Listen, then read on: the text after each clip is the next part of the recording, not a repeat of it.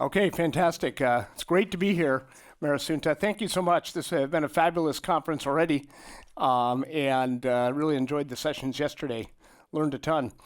This joint work with a bunch of folks from Syracuse, but Ricardo, some of you may know, graduated from Stockholm. He did asset pricing, but we've got an asset pricing section in the paper. So hopefully, I believe, given Ricardo is responsible for a lot of that, it's all done correctly. And it's a Stockholm school fault. But in any event, we're going to look at supply chain disruptions and product market competition.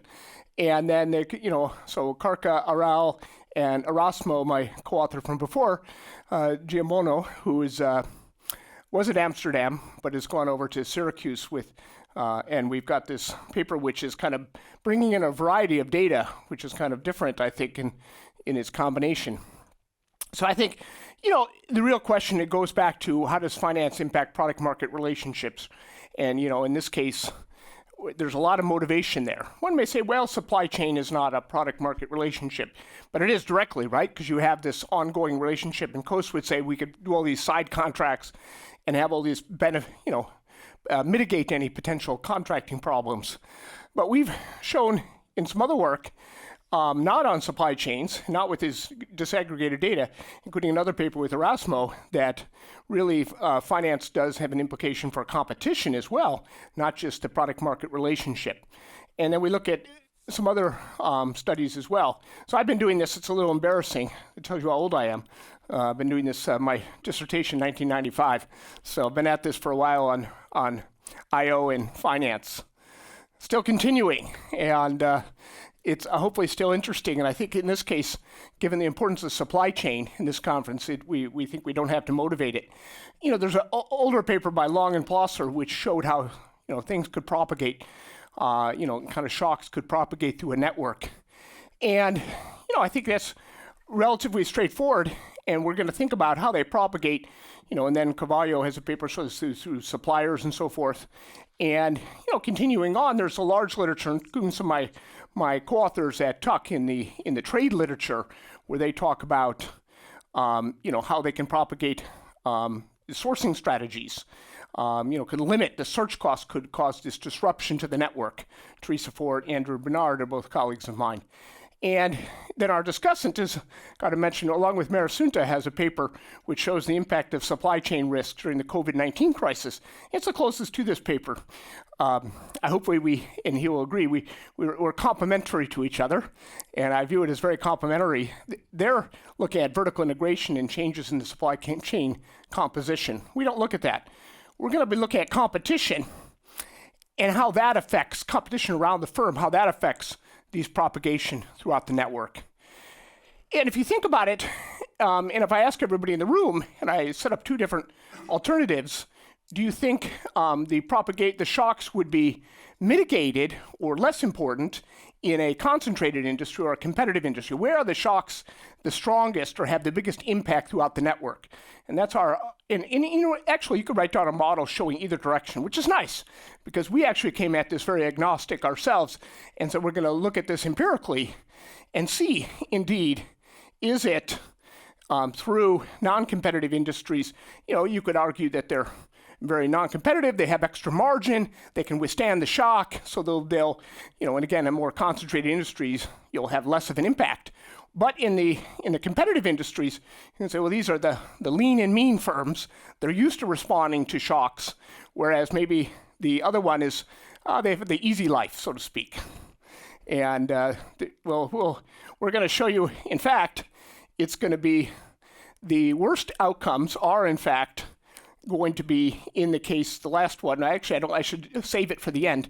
We'll show you, but it's going to be the one where the agent, where the easy life they don't respond. And so it's in these concentrated networks that there's more of a long run impact, a negative impact. But you can think of, why do we see this? You think of, in competition, actually, they're already gotten rid of the less efficient rivals, is our interpretation. So the firms that are left are the ones that are used to responding very quickly to shocks. If you don't, you die, right? So they respond much more quickly. And incentivates managers to work hard, reduces agency costs. So Xavier Giraud and Holger Mueller has a paper in the JFE which shows around these anti-takeover amendments that it is indeed in the concentrated industries which you see more of an impact. So we're kind of very similar to those. Now what we're going to do, and this is really following up on Nick's talk yesterday where he was using huge amounts of data from newspapers, we're going to analyze textual data plus take all this fact set data, and we're going to use scalable natural language processing. We're going to use what we've done in previous work on concept of industry and to identify competitors. And so that's how we're going to identify the competitors. One could say, well, why don't I just look at the fact set data and see if they're in the same SIC code, right? And that would be interesting, but you don't know how competitive that network is. You don't know how many, you have some idea of how competitive might be, but in this case, we have other ways to measure the competition of that network. So what we're going to do, if you think of a network representation of industries, we're going to take and we're going to identify all the firms surrounding the firm, the central focal firm, and we'll show you how we're doing this, but we can measure localized competition, so we can look at how competitive it is right around each of these firms that we're looking at. So we're going to be using this from our previous papers. So I've got a bunch of sites here, embarrassingly, but there you go, and some new NLP papers, and this is continuing that in that kind of stream of literature. So all this data we have is available, and we'll put all this data as well on our, and I think that's what Nick has done on his website, so you can download all the data yourself and use it. Even we have to double check, because you have to pay for the fact set data. We can put everything there, but maybe we can put the disaggregated, the aggregated measures by firm. I believe we're allowed to, once we process them, put them on the website. So we'll be able to put the whole supply chain up there after we finish. Okay, so here's the pandemic. Everyone knows about the pandemic. And so I got some nice pictures here. Big deal, right? So that's what we're going to be looking at. And one of the things I was thinking about when I was doing this paper, there's tons of papers on the pandemic, so we've got to convince you we're doing something interesting in addition to what's been done on the pandemic already. But there's a lot of them. You can see on January 29, 2020, there was already 27 firms, including some big firms, which were reporting shipment delays from China. So we're going to use this suppliers from China, well documented in the media. So maybe some of our first results are kind of, well, you should have expected this. So it's just a question of what the magnitude is. And then we're going to show you how it differs based on the competition around the firms and how they're able to adjust. Okay, so we're going to use the micro-level fact set revere supply chain relationship. This is millions of data observations. It basically is the bill of lading, and I know Nuri and Marasunta are very familiar with this. But we're going to be using, in the end, 1 million firm quarter relationships for just public firms. And, that's going to be a lot of data, right? And then we have lots of the textual data as well, where we can identify the custom, again, the links, the production links, and get the competition. So we know the pairs, and if you think of it, it is quite important. 15.8% of U.S. firms have at least one material Chinese supplier. So what is material? You got to be, again, a percentage, at least 10% of their inputs are coming. And that's in 2019. So we're going to look at the relationships that were established pre-COVID to identify the dependency. The pre-COVID relationships. On average, it's much lower, 0.7. You'd say, well, how do you have 0.7? Because there's a lot of them with 0, right? But there's a bunch which have 9.1 foreign suppliers. So there's quite a bit of dispersion in the data. And then I said, okay, we have lots of, if they have Chinese suppliers, they do import a lot. And so I never knew what TEU was before this paper. So TEU is 20-foot equivalent units, container units of volume. And so there you get the data. That's just the average, and there's quite a distribution around there. We're going to link in CompuStat, CRISP, and trace bond prices. So we're going to look at the impact on the stock market returns and even the bond returns to see if it has an impact. So here's the top ones. You know some of these names, probably all of them. Walmart, Berkshire, Hathaway, Amazon are the number of suppliers prior to the COVID, right? And then down at the other end, you've got these firms with the bottom 15 firms. These are pretty modest. They have just millions. And these are still big firms. So they just have a modest exposure to China, right? They have Chinese suppliers by sales. Okay, so now here's again, if you look at what's happened, First, we're just going to show you, I'm not going to show you the graphs. I took out all the regression coefficients, most of the cases. You'll have to trust me that those are confidence bands. And, those are the statistical significance. And this is kind of, maybe not surprising. You can see there's a big drop in the number of Chinese suppliers by the end of the first year, 4 quarters later. So they lost, 10% of suppliers. And again, that's a 10% of suppliers. And if you have, that you can think of it right off the bat. Some of these have 10, some of these have 8, so forth, 7, 8, 9 suppliers. You might lose 1 or 2 suppliers. And of course, in some cases, you'll lose all your suppliers. And then the question would be, of course, is do you replace it? Firms with Chinese suppliers, do they replace it more with US supplier? So was there a substitution effect? And a teeny bit here, but not significantly different from 0. I'm not going to say it's 0, but remember they lost 10%, and then you can see here we have a couple of their metrics here. They didn't really significantly replace it with US suppliers. So not surprisingly, they lost sales we're going to show later. Sales were basically decreasing sharply for these firms. This is the percentage change in Chinese imports relative. Now you can say some of those are not significant. So it depends on your taste for how much you have to show you. I've always of a mind, if you put it in a regression, it's going to be significant, but these are individual quarters. So you can see yourself, it's up and down over the COVID crisis. And there was a little bit of, by the end of 2020, quarter 4, you lost 5%. It's not significant. We run that by itself. Put in regression, is very significant negative. But, you judge for yourself. I'm always of a taste to show you everything and let you judge for yourself how significant these results are. In my opinion, they're quite significant if you get these kind of quarterly changes. But here's other imports. You think, do they make it up elsewhere? No, pretty much flat. So given that, the volume imports in the either direction, we're going to look then at the firm sales. So this is at the individual relationship data. And we're going to show you the sales now. But you already pre-staged what we're going to get, given the suppliers were not replaced. So you can see we're going to do the typical diff and diff quarterly regression. And you can see the Chinese suppliers or Chinese customers, there's a possibility that, if you had Chinese customers, you might have also been impacted. So we're going to control for that as well. And we're going to put in throughout industry year quarter fixed effects and firm fixed effects. So we're sweeping out everything. So we're looking at yourself really quite significantly to your past self. So I think on the econometric side, we're in pretty good shape. And we're going to, we could think of these, are these just lower demand industries? So we're going to control for industry and all regressions. We're going to have some other things in it. So it is going to be intra-industry differences. So it's going to be, do you lose relative to your other person in the industry? And what we're going to get is that localized measure of competition. So it is possible, for example, Apple and Compaq, are they really in the same industry? According to our measure, they're not exactly, because they're going to have differentiated products. So we're going to have a measure of distance even within the industry. So we can measure the competition around each of the firms. And we look at the industry distribution for treaty and control firms. It's very similar. There are some differences, but not significantly different.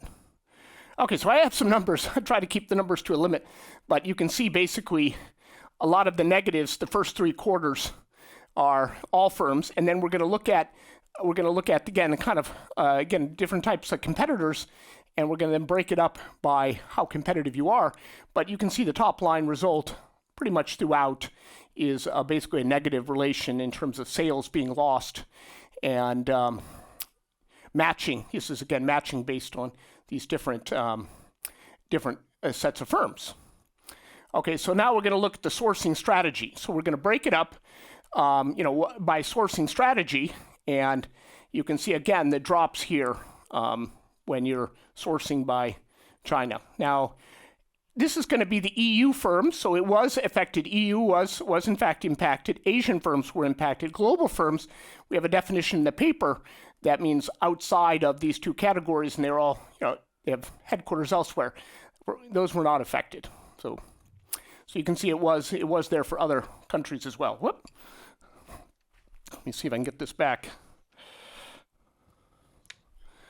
Okay, so now we're going to jump in looking at the product market competition. So, and I saw we had the original result before, but as I was telling my co-authors, and I was even talking to Nuri, I was like, well, it's kind of what you expect.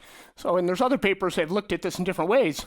So COVID was negative for firms exposed to China. Now we're going to look at the competition, right? And so we're going to look at low versus high, again, competition. And you can see that the negative low entry threat is for the concentrated firms that are in concentrated industries relative to competitive industries, and we do the offset. So firms in competitive industries, even though they're still in those same industries and have Chinese exposure, they don't suffer. So this is what we call the lean and mean versus the fat and happy. So the fat and happy is what you'll remember. Those are the ones who are, maybe they were happy ex ante, but they didn't respond. And that's, again, the big negatives here are low competition with low entry threats. So if you're in a more protected market, you probably sat around for a while and didn't do much, right? And that's the question, and you suffered, we're showing long run. So here is, in high entry threat, right? So there's a high entry threat. You can see the interaction dummy here, which means it's very competitive, and also the high competition. You basically didn't get much. It's a little negative, but not significantly different. And if you go back to the previous one, you would see that these are statistically different from each other as well. So it is in the fat and happy, those are the ones who suffered. And then if you look at high entry threat, we had a number of unique suppliers, and we said they're pretty similar and across a number of dimensions. So we think it was pretty good, pretty well matched. And so here again is in the fat and happy folks, they're the ones suffering, and it's persistently suffering throughout the period, right? And they continue to suffer even if we extend it out to the end of 2021, so that's 2 years. They're suffering throughout. They never quite recover their sales. Whereas I have the lean and mean folks, they kind of never really drop much, and in fact, pretty much flat. You can see a couple negatives here and there, but like -1% once you put in the controls and the firm fixed effect. And by the end, it's basically, they're really unaffected by the pandemic. So if you're in this very competitive already, and you're used to responding to competitive threats, that's the punchline. You see this graph here. So we just split the sample, very simple, I think that's easy to remember, fat and happy versus lean and mean. Okay, so, and then we look at, pre-trends. We've got all those kind of nice pre-trend tests. This is low competition. And then here's pre-trends here for the high competition industry. And again, nothing for we do placebos, we do a whole bunch of robustness tests. Placebos means we move it back in time and we do the same splits without the shock. So if you were in the fat and happy, you actually did fine. And the question is why, if you're in the kind of low competition, did you have such an exposed supply chain? Was there any benefit? And so we looked at the ex ante. It turns out ex ante there was a benefit, where you had one supplier or something and you were in a concentrated industry. You actually focused in on China. There was a benefit to you because you had lower cost.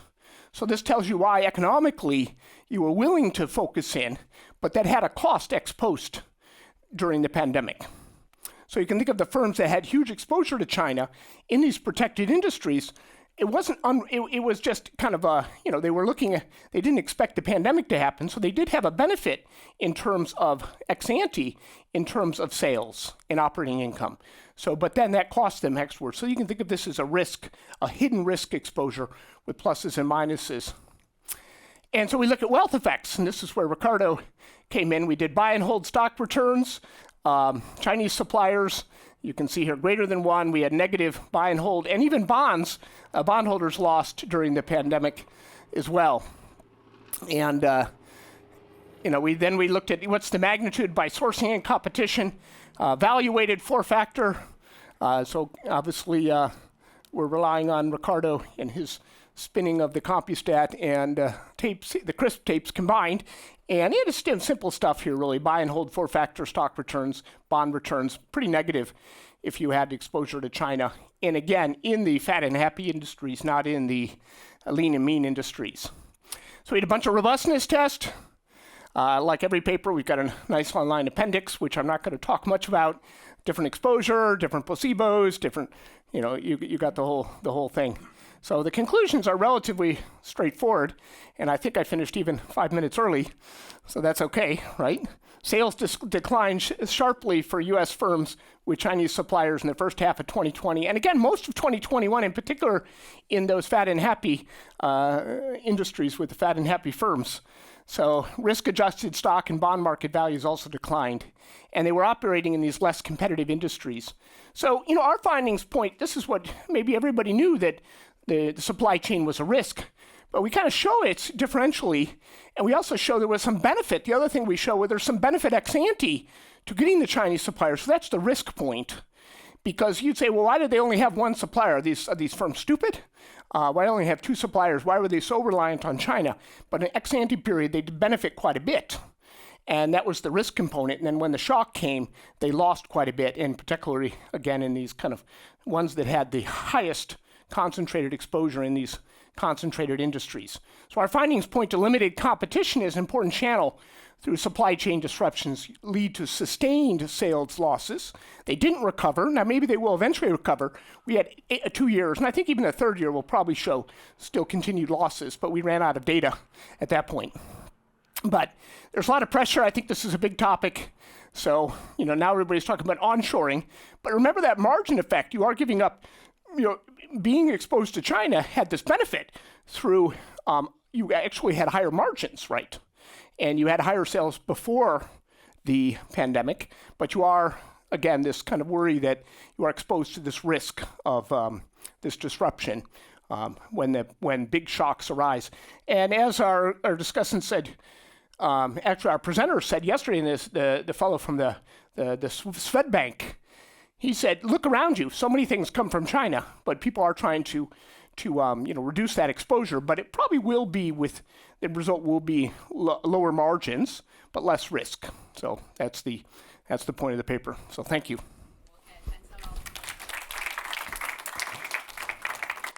First of all, I would like to thank the organizers for organizing this great conference and also for inviting me too. It's a true privilege for me to be here. So let me start with a brief summary of the paper, and then I will state my main points. So let's start with the questions. What are the questions in this paper? Of course, the starting question is, how do supply chain disruptions affect firms, right? But I think the more important and where the contribution lies here, the question is how does the product market competition affect this effect of supply chain disruptions on firms? I mean, do shocks propagate differently in competitive and non-competitive industry? And they try to answer this question using coronavirus outbreaks. And in terms of data set, they are using very granular data, using FactSet Revere, and also import level transaction data. And also using a difference in differences method, they basically compare firms with Chinese suppliers to firms without Chinese suppliers. And they try to identify the effect of supply chain disruptions. And the main findings are basically sales for firms, for US firms having Chinese suppliers, sales decreased significantly in 2020 quarter 1, 2021 quarter 2, 3, and 4. But for the EU and Asian firms with Chinese suppliers, sales only decreased in 2020 quarter 1. And which is more interesting, which I will also emphasize in my one of my points, is that we don't see any reduction in sales for other international firms, even when they have Chinese suppliers. And they also report wealth effects. But I think the most important part, which I will center my discussion around, is that all these effects basically happen only in industries, in less competitive industries. So that's why, before stating my main points, first of all, I will give some background, and then I will basically, talk about the underlying idea behind my discussion, which will be the competition. So a very, very quick background. So, this is origin of aggregate fluctuations is a very important topic in economics. But of course, the idea that firm level shocks or like these microeconomic shocks of firms or industries can have like aggregate effects, like was discarded like by Lucas, like based on the diversification or averaging out idea. But of course, like some critique came like to this averaging out idea too. Like for instance, like Xavier Gabet in 2011, like they say like basically that averaging out will not work if the firm side distributions have a tail, right? Which made him like write the paper on like the biggest 100 firms and their effects, right? And the propagation of shocks. And then of course this Asemole, like Carvalho and Tabasale, like 2012 paper, they say that like this averaging out mentioned by Lucas like won't work if industries or firms are interconnected. And then of course like then came of course like empirical papers showing that like shocks to firms, even small shocks, can propagate. And actually like Barra and Savania 2016 paper, they add something to that, saying that basically input specificity is is an important determinant of propagation of firm level shocks. Yes, they report like firm level shocks can propagate, but they also say that like input specificity is an important determinant of this shock propagation. And of course, in this picture, I like basically gave you like the background, the literature here. Where does this paper stand? Well, this paper is ambitious in the sense that like they want like they say that like product market competition is another determinant of like firm level shock propagation. And that's why I will like totally center my discussion around this product market competition. And like I will suggest ways, my next points actually, I will try to suggest ways to ensure that, to convince everyone that like it is really the product market competition that is driving all these effects, so that we can learn, we can make sure that there is also another determinant of firm level shock propagation in addition to input specificity, which is like product market competition. So which is basically like the underlying idea behind my discussion. Like, is it really about product market competition? Which leads me to my first comment, which is the input specificity. So can it be the case that, can it be a correlation between this product market competition measure and input specificity? Let me tell you my reasoning. So we know from Barra and Slovenia 2016 that input specificity is an important determinant of shock propagation. So industries producing differentiated products, it might be easier, it might be harder for firms, competitor to enter those industries because like there are differentiated like products. And also like these differentiated products basically require specialized inputs too, which can be harder for firms enter in as suppliers too, right? And that's why like the nature of the product here, which is like the differentiated like output or like specific inputs, actually might be driving all the effects in the paper. So the effect might not come from the fact that there's a competitive threat from another firm, but the effect might come from the fact that like the nature of the product like didn't allow a lot of people enter, and because it's very specialized. And that's why we need to make sure that like we control for the input specificity, which is an important determinant of shock propagation, so that we can say, well, we control for this, and controlling for that, still product market competition is driving the effects in this paper. And there are ways to do that, like we can use Rausch, like 1999 measure, or like there are also firm level measures. I know that industrial fixed effects are there, but like there are also firm level measures in other measures suggested in Barra and so on, 2016 paper too. So, and the second comment, like another possible determinant is like, yesterday we spent like a lot of time yesterday like talking about uncertainty, right? Which is now I will mention a paper I really like a lot, and I keep reading all the time in my free time, like Elliot Golub and Leduc, like 2022. They say that basically like they model this the utility function, a firm, and they say by investing more, a firm can increase the probability that one of its potential suppliers for each of its essential inputs is able to supply it, and maintaining multiple relationships that facilitate productions in case, and firms trade off the cost against the benefits of increased robustness. So which means, yes, you can invest more to increase the robustness of your supply chain, but of course this is a costly investment, right? That's why there's a decision you have to make. There's a trade-off here that is going on. But of course the question here is, and which the paper seems to argue, that in non-competitive industries, firms didn't make those investments, right? But then the question is, why didn't these treated firms in non-competitive industries make these investments? What are the factors that can make an investment not that can make a firm not invest or not make investments? Were they subject to increased uncertainty?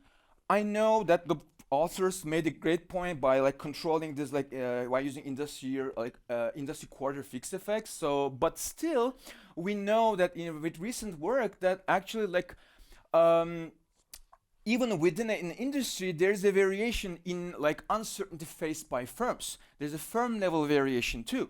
In Hassan et al. 2019 and all the following paper. That's why I think it would be a good idea to control for the uncertainty or political uncertainty or other types of uncertainties faced by firms, so that we make sure that it's not like a response to increased uncertainty or industry level uncertainty or risk that the firms are responding to, rather than the competitive structure of the industry they are in.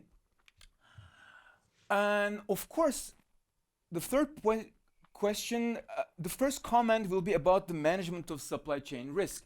So I think the paper here, so the sales of firms in non-competitive industries are negative effect. Yeah, that's cool, that's great. But the idea here is to contribute and to tell people that it's the lack of competition that is driving this effect, right? That's why I think it will help the paper to show more evidence in line with this lack of competition. And one of the and what did really happen, right? So if the competition angle works, then we should expect to see some agency issues, maybe like Gio and Müller 2010 paper. And then of course these agency issues will lead firms not to manage their supply chain risk properly, right? And actually page 15 says, did affected firms underestimate the risks of a China-based supply chain? Did they accept the risk because of the economic benefits? Right? I think the paper can provide more and more evidence showing, ensuring that it's really all the evidence is in line with the competition angle. And here actually additional evidence, but how? And I will engage in some shameless self-promotion here, unfortunately, but I have to do that. We have a paper with my colleague Rudy and Maria Sunta here, that we look at earnings call transcripts, and we look at the supply chain risk faced by firms, and then we show that basically firms, when supply chain risk increase, invest more, and they also make some change to their supplier composition, right? And the paper talks about the quantity of suppliers, but I think there's also a quality aspect, the composition aspect that the authors can investigate more by using the FactSet data. And actually, another thing I love reading in my free times is the earnings call transcripts. This is gold mine. Seriously, I recommend everyone read if before going to bed I read some earnings call transcripts. Seriously, I'm obsessed with them.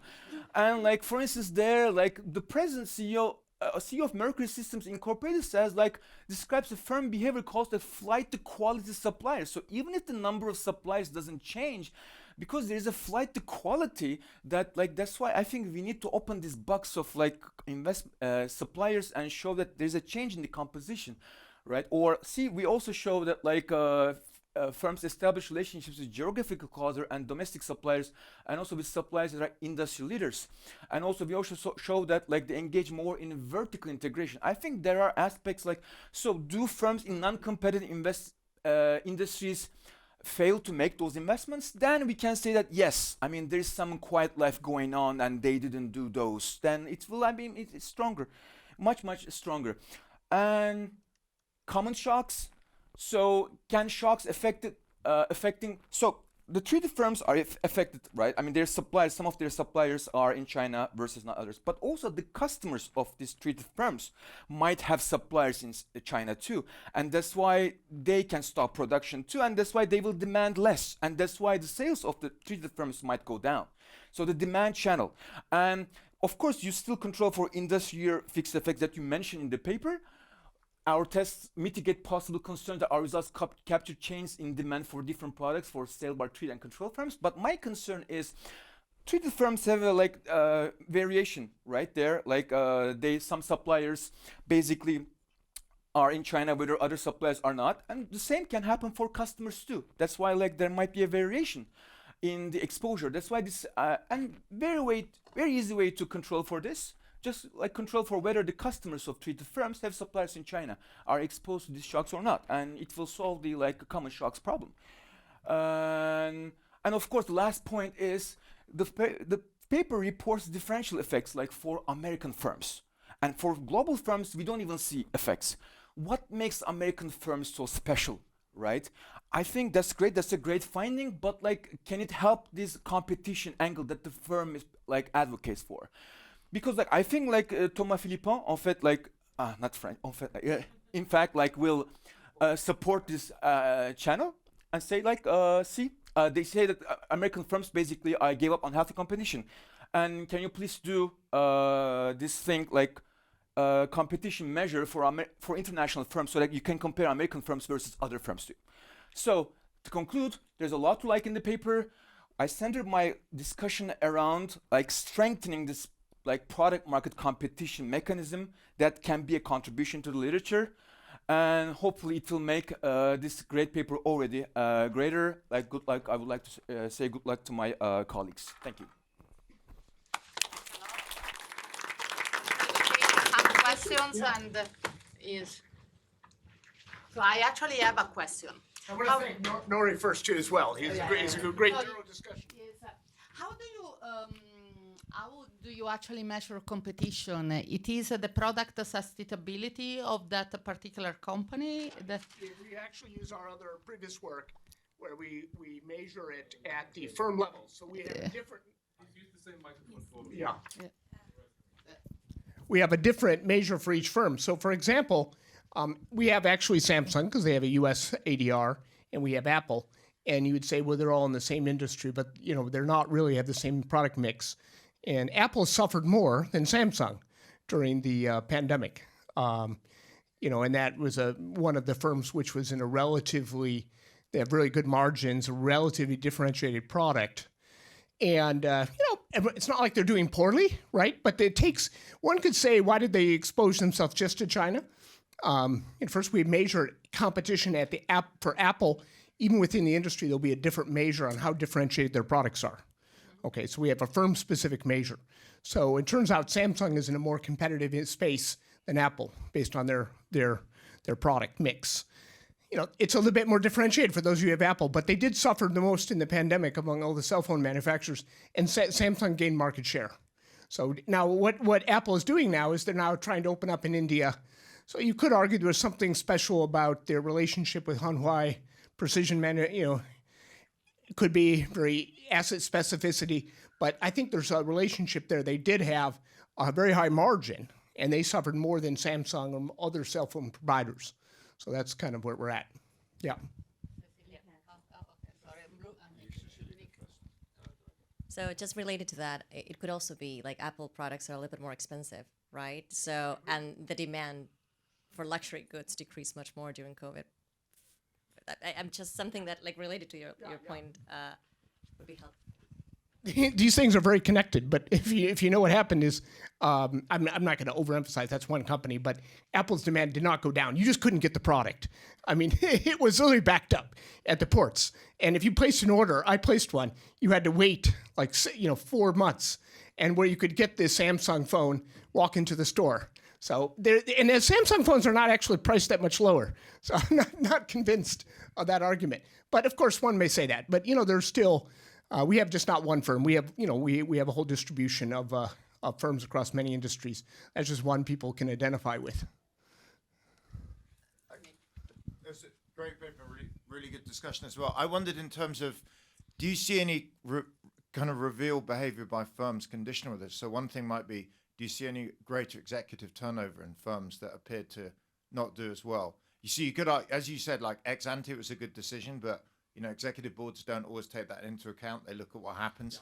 So maybe there's greater turnover, particularly anyone in charge of product. The other issue is down the road. I know you'll have to wait for a bit, actually, is do you see a more diverse sourcing strategy? Because I think Apple and others have kind of said it was optimal if the probability of this event was low. It turns out we've had at least one draw. It's probably harder than we thought. So it's kind of like, do firms behave in a manner that's conditional with... Sure.